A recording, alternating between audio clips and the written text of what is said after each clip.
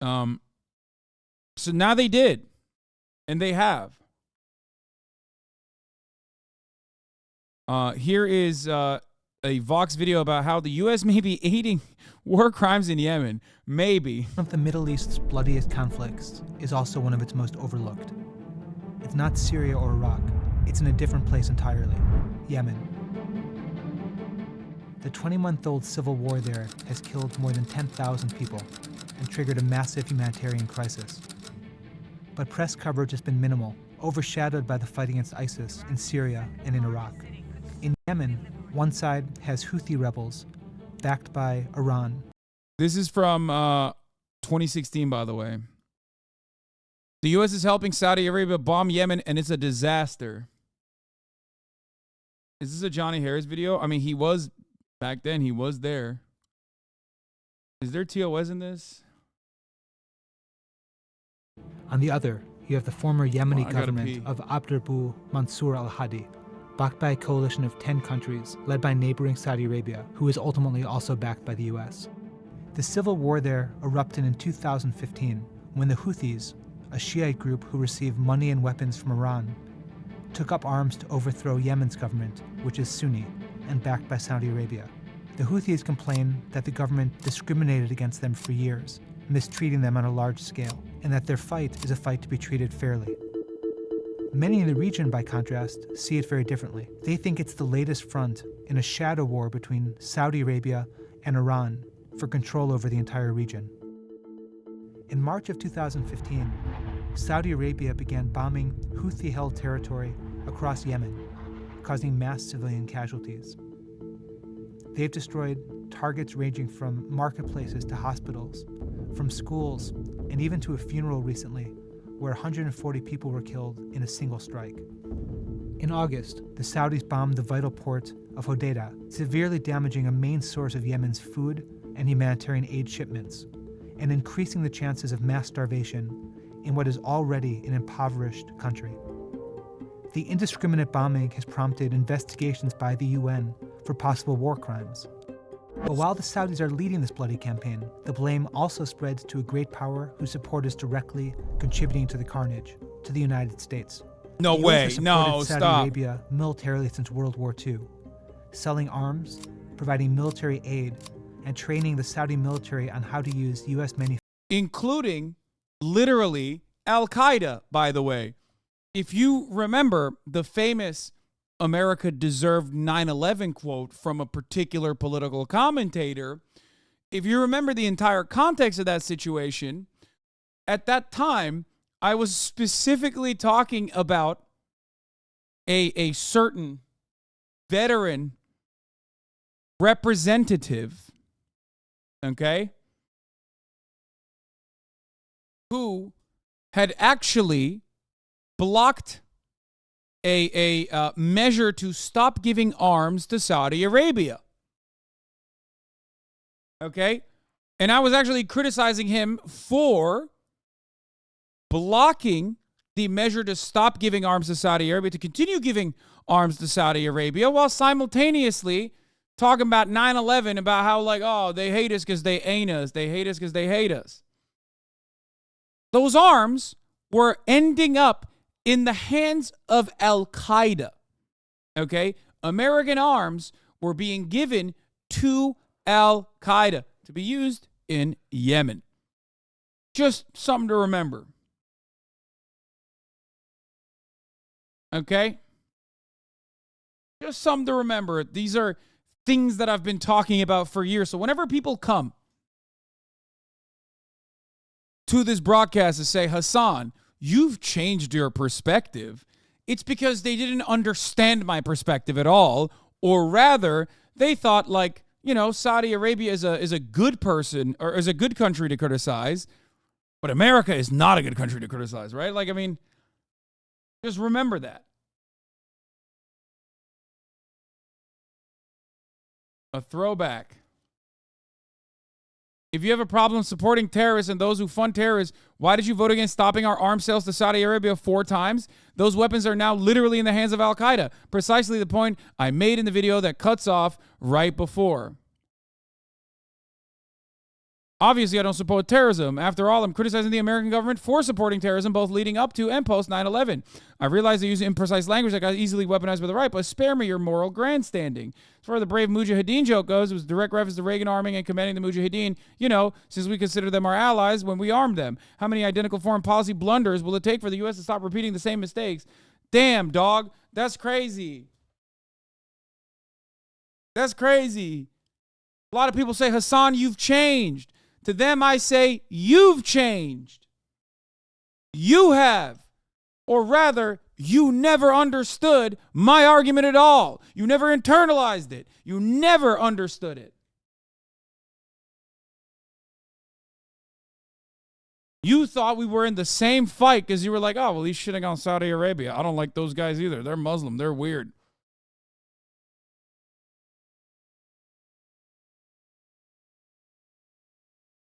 So funny.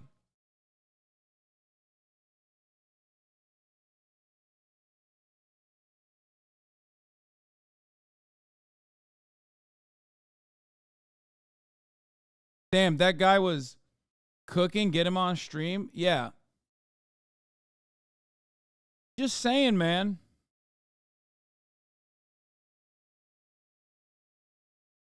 Many people turn around and say, Hasan, you were base when you said America deserved 9/11, but now I'm mad at you. And it's like, no, dude, nothing changed. Nothing changed on my end. Something changed on yours. Okay? Where you decided, because your only understanding of politics revolves around petty drama from online political commentators and what they are telling you is the truth, that usually often aligns with American foreign policy, that your perspective shifted. And now you think anybody that criticizes American foreign policy is just simply saying, America bad, with nothing else to back it up with. You became less intellectually curious. Okay? That's what happened to you. I didn't change. I'm still the same guy.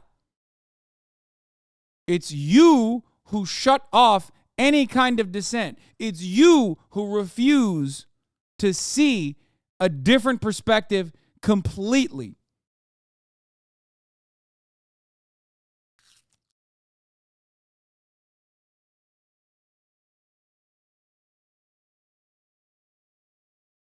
I feel you say that too, the Muslim bad part. Man, shut up, Sufi Masoodi. You didn't even know about circumcision, okay? Don't come at me with this shit. I don't want to hear from you ever again about Islam. Don't make me pull out the receipts and make fun of you, okay? Manufactured planes, tanks, and other weapons. In recent years, Saudi Arabia has bought more weapons from the U.S. than any other country in the world. Just since March of 2015, the U.S. has authorized $22 They show empty grave digging. I don't think that's TOS. No, that's good. That's fine. $1 billion worth of weapon sales to Saudi Arabia. The most recent deal includes 20 Abrams tanks listed as battle damage replacements. The battle, of course, is Yemen. The weapons the U.S. sells also include cluster bombs, banned by most of the international community, and F-15 fighter planes, which is making up the vast bulk of what the Saudi Air Force is currently using as it bombs Yemen. But America's aid to Saudi Arabia goes way beyond weapon sales, and it's directly contributing to the current fight. That's because Washington is literally helping to refuel Saudi planes while they strike targets across Yemen. When the Saudis asked the U.S. to refuel one of their planes, giant American tankers like the KC-135 Stratotanker take off from the Incirlik Air Base in Turkey or from U.S. carriers in the Arabian Sea. They then link up with Saudi F-15s in international airspace. These airborne refuels give the Saudi planes... They literally did that. By the way, the Incirlik thing is significant because like that base was also used to refuel the F-16s that were bombing Turkish cities in the coup d'etat that happened. So just remember that. Remember the Incirlik base, okay? It's got nukes in it too. A much American longer range, and allows Saudi's air campaign to become more lethal because the planes can stay in the air longer and hit targets much more frequently. As of late November, the US had flown more than 1,600 refueling missions to over 6,300 aircraft in the skies bombing Yemen. That's an average of 2 a day. So why is the US so supportive of this bloody campaign? The most important reason is the Iran nuclear deal. In 2015, the Obama administration offered to drop its crippling economic sanctions on Iran in exchange for Iran limiting its nuclear. A phenomenal, genuinely good Obama-era foreign policy deal that Donald Trump ripped apart because Israel did not like it. Straight up. Okay? 1,000%. You know who hated the Iran denuclearization deal? Israel. That's it. Everybody else was on board. It took so many years of negotiations to finally get to that. It was a multilateral, so many countries involved, and just, it cast it aside. Program. Without those sanctions, Iran's political and economic power has significantly increased, making Saudi Arabia nervous that their enemy will gain new influence in the region, in countries from Iraq to Lebanon, and from Syria to Yemen. I don't know about that, man. Trump said that shit on the campaign trail from the get-go. No, his reactionary approach to the Iran denuclearization deal comes from him reading the room correctly. But the idea of hating the Iran denuclearization deal was Israel's biggest gripe with the Obama administration. Part of the reason why Obama is a hated politician in Israel in general is, despite the fact that Obama on his way out gave Benjamin Netanyahu a gift of $38 billion over the course of 10 years, is because of the Iran denuclearization deal. It's the major source of conflict. That is definitely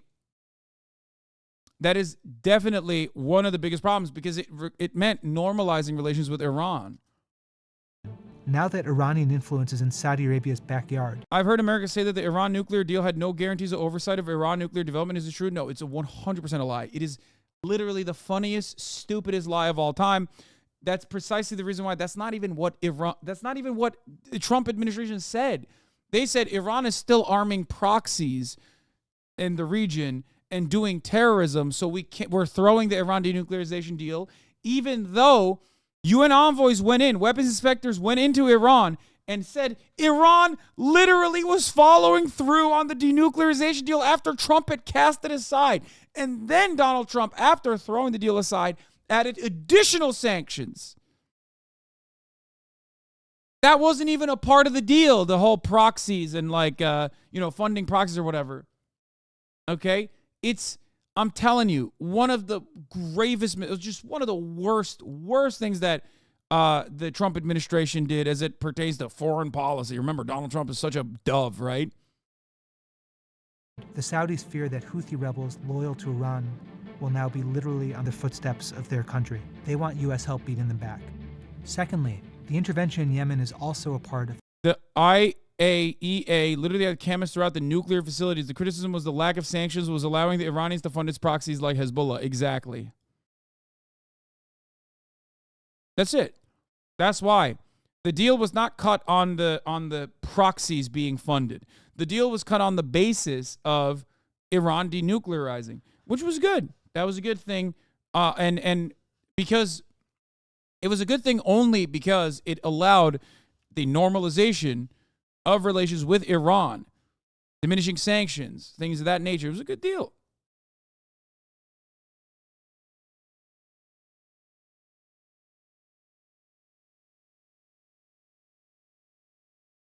Anyway.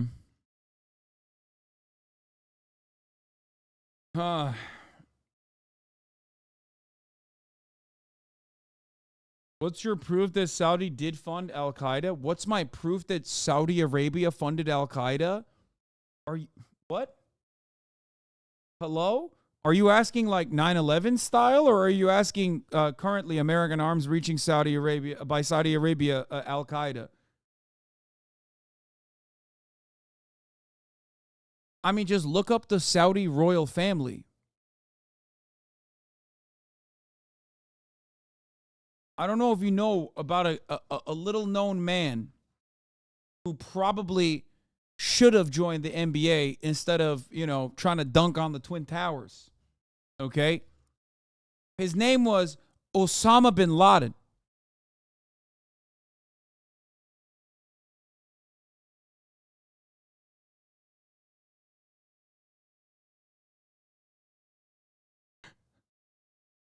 I don't know if you know about him. Maybe you saw him. He's popping off on TikTok recently. He was 6'7". He was tall as hell. Yeah. All right, let's continue. The U.S.'s broader counter-terror strategy for the Middle East. The goal of U.S. policy in Yemen is to make sure that Yemen cannot be a safe haven that extremists can use to attack the West and to attack the United States. Yemen is home to the most active and dangerous branch of al-Qaeda. The U.S. has a major interest in preventing this terror. Yeah, who were they being funded by? From taking advantage of the power vacuum in Yemen to plot new attacks. Finally, the U.S. is honoring one of its longest-standing and most important allies. Since World War II, Saudi Arabia has been a vital partner against communism and now terrorism. The Yemen campaign is a high priority for Saudi Arabia, and that makes it a priority for the United States. But as the war devolves into a bloody stalemate, the administration is increasingly... He was 6'4", 6'5", bro. He was literally your height. I thought he was like 6'7". People used to say he's 6'7". worried about being complicit in potential war crimes. In State Department documents obtained by Reuters, a meeting agenda from January of 2016 talks about limiting exposure to LOAC, which means the law of armed conflict. Some in the White House worry that the U.S. was potentially violating that law because of its assistance to Saudi Arabia. In those documents, State Department officials also discuss the implications of a 2013 International Court decision implying that if the U.S. were to provide practical assistance, encouragement, or moral support to the Saudis, the U.S. could be charged with war crimes itself. In an effort to avoid this, the U.S. issued a no-strike list to the Saudis to try to mitigate civilian casualties. It's so funny that, like, our other regional ally, rather regional proxy, identical situation. It's like our unconditional support for Israel, just like our unconditional support to Saudi Arabia, on identical terms, is putting us liable legally for crimes of genocide. But of course, it doesn't matter what happened with the Saudi situation. Nothing. What will happen with the Israel situation? Most likely the same. Okay? It included things like known hospitals, universities, schools, cemeteries. The Saudis appear to be ignoring it. They appear to be ignoring it. The laser guidance that we gave the Saudis guided those missiles that we gave to the Saudis. Like, in the rubble, I remember covering the school bus that blew up. Okay? And it was like, there was literally a piece of the munitions used in the rubble. The school bus that was blown up. And I think it was Raytheon, wasn't it? One of the military-industrial complex beneficiaries. The UN estimates 10,000 people have died in the fighting, that 370,000 children are malnourished, and that 10,000 other children have already died. Shredded backpacks with like melted child skin on it, next to the remaining the remains of a Raytheon missile. Just great advertisement. So here is what by 2020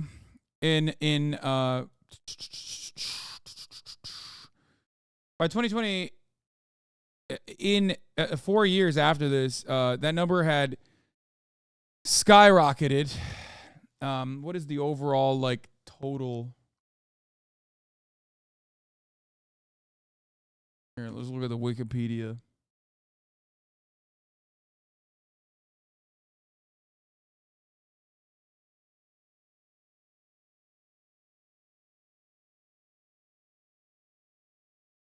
No.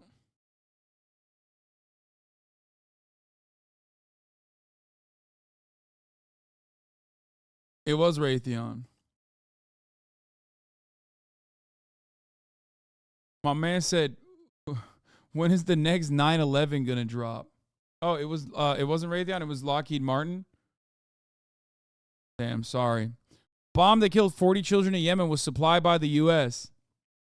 Oh, it was an MK-82. Nice. I mean, they all create some of the best child killers. Like they're just so good. America's best export. Like we make the best child killer bombs. It's so good. Shit. The other. All right, never mind. Let's continue. From preventable disease. Nearly 3 million people have been pushed out of their homes in the last year of fighting alone. Truces have come and gone, while hopes for peace talks falter. The Houthis continue to run the government in the capital of Sana'a, raising questions about what Saudi Arabia has actually accomplished, and whether any of it could possibly be worth the cost. By the way, this is why the same dynamic for liberals, when they heard about the genocide in Yemen, heard that like Saudi Arabia was doing it. So they were like, oh, okay, that's a permissible thing to criticize, right? Now, though, when America is bombing Yemen directly, okay, at the behest of America's ally Israel, now they're going to be like, dude, so worth it. Actually, the Houthis are the real bad guys in every situation, probably the worst guys. Remember, the very same people, I told you this yesterday, when America first blew up positions in Yemen, I told you that they were you could key search, if they haven't already deleted their older tweets, you could probably key search like people condemning Saudi Arabia for the genocide in Yemen back in like 2016, 2017, 2018. And then those very same liberals now being like, actually, the genocide wasn't really a genocide. It was a double genocide. It was the Houthis that were doing the genocide. Here at home, in Congress, some lawmakers from both parties have talked about stopping weapons sales to Saudi Arabia until it does more to keep the air-worn Yemen from causing massive human rights abuses. Others argue that America's relationship with Saudi Arabia is so important that the U.S. needs to keep selling weapons despite the carnage in Yemen. The Obama administration, especially after Khashoggi, when Saudi Arabia chopped up Jamal Khashoggi, whatever, right?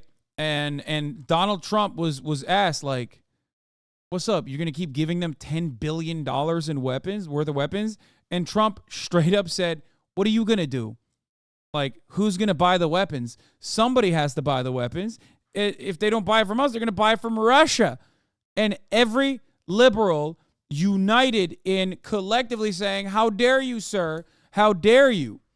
How dare you say such things? Those very same liberals are now totally on board with bombing Yemen.